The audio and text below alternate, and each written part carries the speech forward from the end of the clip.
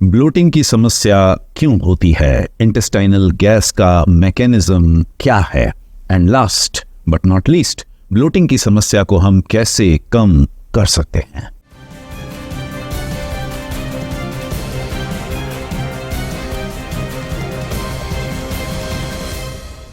Hello and welcome to nourishing Kaka. अब दाल का हमारे देश के भोजन में बहुत ही प्रोमिनेंट स्थान रहा है। हम इंडस वैली सिविलाइजेशन के दिनों से ही दाल खाते आ रहे हैं और इसीलिए आज हम इस बात पर गर्व कर सकते हैं कि हमारे देश में पूरी दुनिया में बीन्स और लेंटिल्स और दाल की रेसिपी का सबसे बड़ा कलेक्शन है। लेकिन दाल खाने का इतना पुराना और इतना कॉम्प्रिहेंसिव कल्चर होने के बावजूद भी आज कई लोग दाल खाने से डरते हैं, बीन और लेंटिल्स को अवॉइड करते हैं। और वो इसलिए क्योंकि उन्हें डर लगता है कि यदि वे दाल खाएंगे, यदि वे बीन्स या लेंटिल्स से बनी हुई कोई डिशेस खाएंगे तो उनके इंटेस्टाइन में गैस की समस्या पैदा हो जाएगी, उन्हें ब्लोटिंग की समस्या परेशान करेगी। और ये एक बहुत ही परेशानी वाली बात है क्योंकि आज भी हमारे देश में लगभग 40 से 50% लोग वेजिटेरियन हैं। मैं खुद वेजिटेरियन हूं और इसके अलावा जो लोग नॉन वेजिटेरियन फूड भी हमारे देश में खाते हैं वे अक्सर हफ्ते में 2 या 3 बार ही नॉन वेज फूड खाते हैं और अधिकतर समय उनके भोजन में भी सब्जियों और दालों की मात्रा काफ़ी ज़्यादा होती है। और इसीलिए ये कहा जा सकता है कि आज भी दाल हमारे देश में लगभग हर व्यक्ति के भोजन का एक बहुत ही इम्पॉर्टेंट हिस्सा है। और ये ज़रूरी भी है क्योंकि बीन्स और लेंटिल्स से प्रोटीन प्राप्त होता है और इसीलिए एक ये डिस्टर्बिंग फैक्ट है कि कई लोग ब्लोटिंग या गैस की समस्या की वजह से दाल या बीन्स या लेंटिल्स को खाना अवॉइड करते हैं, क्योंकि इसका जो सबसे बड़ा साइड इफेक्ट होता है वो यही कि उनकी बॉडी को सही तरह का न्यूट्रिशन नहीं मिल पाता, उनकी बॉडी में प्रोटीन की जितनी सप्लाई होनी चाहिए थी वो पूरी नहीं हो पाती। और जैसा कि आप जानते हैं कि प्रोटीन का हर मील पर समावेश किया जाना बहुत ही ज़रूरी है। प्रोटीन हमें एमिनो एसिड्स प्रोवाइड करते हैं और प्रोटीन हमारी बॉडी के टिश्यूज़ के लिए एक बिल्डिंग ब्लॉक की तरह से काम करता है। प्रोटीन हमारी बॉडी के मसल्स के लिए, हमारे स्केलेटल फ्रेम या स्ट्रक्चर के लिए भी बहुत ही ज़रूरी होता है और इसीलिए ब्लोटिंग या इंटेस्टाइनल गैस की इस समस्या से निपटना बहुत ज़रूरी है। अब इस समस्या के सॉल्यूशन ढूंढने से पहले ये समझना ज़रूरी है कि आखिर ये समस्या होती क्यों है। और इस समस्या के होने का जो सबसे बड़ा कारण है वो बीन्स और लेंटिल्स में पाए जाने वाले कॉम्प्लेक्स कार्बोहाइड्रेट्स।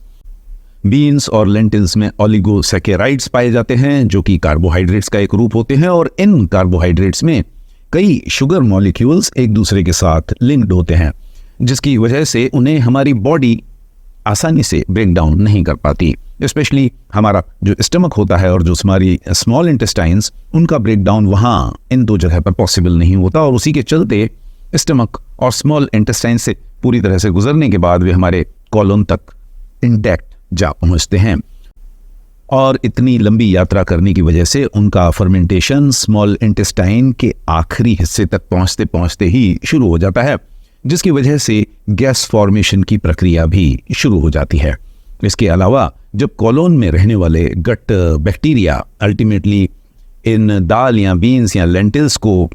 प्रोसेस करना शुरू करते हैं तो उस प्रोसेसिंग की वजह से कुछ एक्स्ट्रा गैसेस का प्रोडक्शन भी होता है। इन गैसेस में सबसे ज़्यादा मात्रा होती है मीथेन, हाइड्रोजन और कार्बन डाइऑक्साइड जैसी गैसेस की, और यही गैसेस डाइजेस्टिव सिस्टम में इकट्ठा हो जाती हैं, डाइजेस्टिव ट्रैक्ट में, और उसी की वजह से हमें हमारी छोटी और बड़ी आंत फूली नज़र आती है और हमें लगता है कि हमारा स्टमक ब्लोट हो गया है। तो अब जब हम इस पूरी प्रोसेस के मैकेनिज्म को समझ चुके हैं तो यहाँ मैं उन 2 या 3 छोटी छोटी सावधानियों का जिक्र करूँगा जो मैं खुद अपनी डेली लाइफ में दाल या बीन्स या लेंटिल्स खाते वक्त अपनाता हूँ। सबसे पहला तरीका तो यही है कि मैं रात को दाल को या बीन्स और लेंटिल्स को भिगो कर रख देता हूँ, उन्हें सोक कर देता हूँ। जिस दिन मुझे दाल या बीन्स या लेंटिल्स बनाने होते हैं उससे 1 रात पहले मैं उन्हें अच्छी तरह से पानी में 1 या 2 बार धोकर और उसके बाद उन्हें साफ पानी में भिगो देता हूँ, सोक कर देता हूँ, जिससे कि उन्हें लगभग 8-10 घंटे का सोकिंग टाइम मिल जाता है। और दूसरे दिन जब मैं सुबह सवेरे उठता हूँ तो सुबह 5 बजे, 6 बजे, 7 बजे अपनी जब चाय बनाते वक्त ही उस भिगोई हुई दाल को या बीन्स या लेंटिल्स को 2-3 बार फिर से अच्छे तरीके से पानी से धोकर मैं साफ कर लेता हूँ और इसके बाद मैं उन्हें एक कुकर में डालकर उन्हें नॉर्मल तरीके से बॉईल कर देता हूँ। अब इस तरह से दाल को रात को भिगोने से मुझे 2 फायदे नसीब होते हैं। पहला तो यही कि उन दालों में या बीन्स में या लेंटिल्स में जो कुछ भी कचरा वगैरह होता है वो साफ हो जाता है, या स्टोरेज के लिए यदि कुछ केमिकल्स या पेस्ट रिपेलेंट पाउडर्स मिलाए गए होते हैं जो कि आजकल कॉमन है, तो मुझे उनसे भी काफ़ी हद तक छुटकारा मिल जाता है। और उसके बाद दूसरा फायदा ये होता है कि सोकिंग करने की वजह से उनका कुकिंग टाइम भी काफ़ी कम हो जाता है, जिसका मतलब है कि मुझे किचन में ज़्यादा समय तक खड़ा नहीं रहना पड़ता और उसकी वजह से मेरी कुकिंग गैस या इलेक्ट्रिसिटी में भी कुछ हद तक बचत होती है। बीन्स या लेंटिल से होने वाली ब्लोटिंग की समस्या को कम करने के लिए जो मैं दूसरी सावधानी लेता हूँ वो ये कि जब मैं उन्हें खा रहा होता हूँ, जब मैं when I am actually eating it, तो कोशिश करता हूँ कि उन्हें आराम से खाऊं, धीरे धीरे खाऊं, चबा कर खाऊं, जिससे कि उनके डाइजेशन की शुरुआत मेरे मुंह में ही हो सके। अब जैसा कि आप जानते हैं कि जहाँ तक चबाने की बात है तो वो दरअसल हर फूड प्रोडक्ट के लिए ज़रूरी है, सिर्फ दाल या बीन्स या लेंटिल्स खाने के लिए ज़रूरी ही नहीं है। हम चाहे कोई मिठाई खा रहे हों या सेवरी प्रोडक्ट या नमकीन या कोई कॉम्प्लेक्स कार्बोहाइड्रेट्स, हर फूड प्रोडक्ट को बेसिकली चबाकर ही खाना चाहिए, जिससे कि उसके डाइजेशन की शुरुआत हमारे मुंह में ही हो सके, जिससे कि हमारे सलाइवा में पाए जाने वाले जो डाइजेस्टिव एंजाइम्स होते हैं वे अपना काम फूड प्रोडक्ट के हमारे शरीर में पहुंचते ही शुरू कर सकें। लेकिन दाल या बीन्स या लेंटिल्स को अच्छी तरह से चबाकर खाना और भी ज़्यादा ज़रूरी है, क्योंकि इससे ब्लोटिंग की समस्या को काफ़ी हद तक कम किया जा सकता है। इसका एक दूसरा खूबसूरत साइड इफ़ेक्ट ये होता है कि जब आप किसी भी भोजन को अच्छी तरह से चबाकर खाते हैं तो वो आपके मुंह में ही डाइजेस्ट होना शुरू हो जाता है और जब वो एसोफेगस से गुजरते हुए आपके स्टमक तक पहुंचता है तो क्योंकि आपने उसे अच्छी तरह से चबाया हुआ था, मेस्टिकेट किया हुआ था, तो आपके इस स्टमक को उसे ज़्यादा प्रोसेस नहीं करना पड़ता। आपने सुना होगा कि हमारा स्टमक लगातार कुछ चर्निंग करता रहता है, स्टमक वॉल्स को कॉन्ट्रैक्ट और एक्सपैंड करता रहता है, और वो इसलिए क्योंकि वो आपके द्वारा केयरलेसली खाए हुए फूड को, उसके बड़े चंक्स को, बड़े टुकड़ों को पल्वराइज कर सके और उनका साइज छोटा कर सके। लेकिन ये सब करने में आपके स्टमक को काफ़ी मेहनत करनी पड़ती है, और इसीलिए जब आप किसी फूड प्रोडक्ट को चबा कर खाते हैं तो आप दरअसल अपने स्टमक पर इनडायरेक्टली मेहरबानी कर रहे होते हैं, आप उसे एक्स्ट्रा वर्कलोड से बचा रहे होते हैं। और जितना आप अपनी बॉडी के ऑर्गन्स को एक्स्ट्रा वर्कलोड से बचाएंगे उतना ही वे रिलैक्स्ड रहेंगे, उतना ही उन पर काम का प्रेशर कम होगा और उतनी ही उनकी आयु सीमा लंबी होगी, जिसका मतलब है कि उतनी ही आपकी पूरी जिंदगी की आयु सीमा भी लंबी होगी। यदि आप अपने किसी वर्कर को लगातार 12 घंटे काम करने पर मजबूर करें और उसे बीच में आराम लेने का कोई मौका न दें, लगातार एक नए काम की जिम्मेदारी दूसरे के बाद डालते जाएं, तो कुछ दिनों, कुछ हफ्तों, कुछ महीनों तक तो खैर काम कर ही लेगा,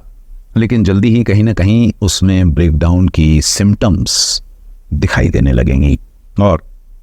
लगभग यही किस्सा हमारी बॉडी के ऑर्गन्स का भी है। हम उन पर जितना ज़्यादा एक्सेसिव वर्कलोड डालते हैं उतनी ही उनके ब्रेकडाउन होने की रिस्क भी बढ़ती जाती है, और तब इसी को हम दूसरी भाषा में कहते हैं कि अब ये व्यक्ति बीमारियों से घिर गया है या इस व्यक्ति का बुढ़ापा शुरू हो गया है। लेकिन साइंटिफिक भाषा में कहें तो इस व्यक्ति के ऑर्गन्स अब बूढ़े होने लगे हैं, और इसीलिए अंग्रेजी में एक कहावत है, you are as old as your organs. यदि आप अपनी आयु बढ़ाना चाहते हैं, यदि आप अपनी लाइफ स्पैन बढ़ाना चाहते हैं, तो उसके लिए आपको अपने हेल्थ स्पैन को बढ़ाने की तो खैर ज़रूरत है ही है। और आपको हेल्थ स्पैन को बढ़ाने का जो सबसे बेसिक तरीका है, जो सबसे ज़ीरो कॉस्ट तरीका है, जिसमें आपका एक पैसा भी खर्च नहीं होता, वो ये है कि आप जो भी खाएं उसे अच्छी तरह से चबा कर खाएं। कितना चबा कर खाएं, इसके लिए मैं एक छोटा सा फॉर्मूला इस्तेमाल करता हूँ। जब भी मैं कोई फूड प्रोडक्ट अपने मुंह में डालता हूँ, उसे खाता हूँ, उसे चबाना शुरू करता हूँ, उसे मैस्टिकेट करना शुरू करता हूँ, तो मैं कोशिश करता हूँ कि जब वो ईज़ोफेगस तक पहुंचे तो उसकी कंसिस्टेंसी एक सूप जैसी हो जानी चाहिए। सूप यानी जब आप किसी होटल या रेस्टोरेंट में जाते हैं और कोई कॉर्न सूप या पी सूप या मशरूम सूप ऑर्डर करते हैं, तो जो सूप आपको अधिकतर केसेस में सर्व किया जाता है, उस सूप की जो कंसिस्टेंसी होती है, जो उसकी थिकनेस होती है, वही कंसिस्टेंसी किसी भी उस फूड प्रोडक्ट की होनी चाहिए जिसे आप मुंह में रखते हैं और चबाते हैं। यदि ईसोफेगस तक पहुंचते पहुंचते उस फूड प्रोडक्ट की कंसिस्टेंसी सूप जैसी होगी, तो यकीन मानिए कि तब आपके स्टमक को उसे ज़्यादा चर्न नहीं करना पड़ेगा, उसे ज़रूरत से ज़्यादा प्रोसेस नहीं करना पड़ेगा, और उस हालत में आपकी स्टमक मसल्स रिलैक्स्ड रहेंगी। आपके स्टमक को ज़रूरत से ज़्यादा एसिड का प्रोडक्शन नहीं करना पड़ेगा, जिससे कि आपकी गैस्ट्रोइसोफेगल रिफ्लक्स डिसीज, जिसे GERD या गर्ड या कुछ लोग जर्ड भी कहते हैं, वो कम हो जाएगी। उसके दूसरे साइड इफ़ेक्ट्स जो बेनिफिशियल होंगे कि आपको डाइजीन जैसी गोलियां नहीं खानी पड़ेंगी। अब यदि इन दोनों सावधानियों को लेने के बावजूद भी आपको लगता है कि आपको ब्लोटिंग की समस्या परेशान कर रही है, तो ये सिम्टम इस बात का सबूत हो सकती है कि आपके शरीर में दाल और बीन्स और लेंटिल्स को डाइजेस्ट करने के लिए जो माइक्रोबायोटा ज़रूरी हैं, शायद उनकी संख्या ज़्यादा नहीं है। ऐसा हो सकता है कि आप पिछले कई दिनों, कई महीनों, कई सालों से दाल या बीन्स या लेंटिल्स नहीं खा रहे हैं, और उसके चलते आपके गट माइक्रोबायोम का आकार प्रकार थोड़ा बदल गया है और उसमें इस तरह के माइक्रोबायोटा की कमी हो गई है जो बीन्स या लेंटिल्स को आसानी से डाइजेस्ट कर पाएं। लेकिन इस कमी को पूरा करने के लिए आपको कोई दवाई लेने की ज़रूरत नहीं है, कोई मेडिसिन या कोई प्रेस्क्रिप्शन ड्रग्स लेने की ज़रूरत नहीं है, कोई हाइड्रोक्लोरिक एसिड की कैप्सूल्स लेने की ज़रूरत नहीं है। इस परेशानी को सॉल्व करने के लिए जो एक चीज़ आपको चाहिए वो ये कि आप अपने भोजन में इस तरह की सिचुएशन के चलते दाल या लेंटिल्स या बीन्स की क्वांटिटी को थोड़ा धीरे धीरे बढ़ाएं। यदि आप ग्रेजुअली अपनी क्वांटिटी को इंक्रीज करते हैं तो धीरे धीरे आपके गट माइक्रोबायोम में उन माइक्रोबायोटा की संख्या बढ़ती जाएगी जो इस तरह के फूड प्रोडक्ट्स को आसानी से पचा सकते हैं या हजम कर सकते हैं लेटस से, और उसके चलते अगले कुछ ही दिनों या हफ्तों या महीनों में वे इस तरह की दाल या बीन्स या लेंटिल्स को हैंडल करने के लायक हो जाएंगे, कैपेबिलिटी आ जाएगी उनमें।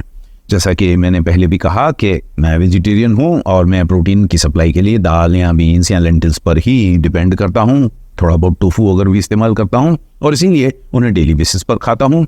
और जहाँ तक मेरा सवाल है, मुझे ब्लोटिंग की कोई शिकायत नहीं होती। लेकिन इसका मतलब ये नहीं है कि किसी अन्य व्यक्ति को जिसे ब्लोटिंग की शिकायत होती है वो मुझसे इन्फीरियर है या मैं उस व्यक्ति से सुपीरियर हूँ, ऐसी कोई बात नहीं है। यदि कोई फर्क है तो सिर्फ इतना कि किसी व्यक्ति के गट माइक्रोबायोम में बीन्स या लेंटिल्स को डाइजेस्ट करने वाले माइक्रोबायोटा की संख्या हो सकता है कि मेरे माइक्रोबायोटा की संख्या से थोड़ी सी कम हो। और जैसा कि मैंने पहले भी कहा कि इस छोटी सी शिकायत को, दाल या बीन्स या लेंटिल्स की क्वांटिटी को धीरे धीरे अपने भोजन में बढ़ाकर आसानी से दूर किया जा सकता है। ऑफ कोर्स उसके पहले दाल या बीन्स या लेंटिल्स को सोक करके पकाना जरूरी है और खाते वक्त उसे चबाकर खाना भी जरूरी है।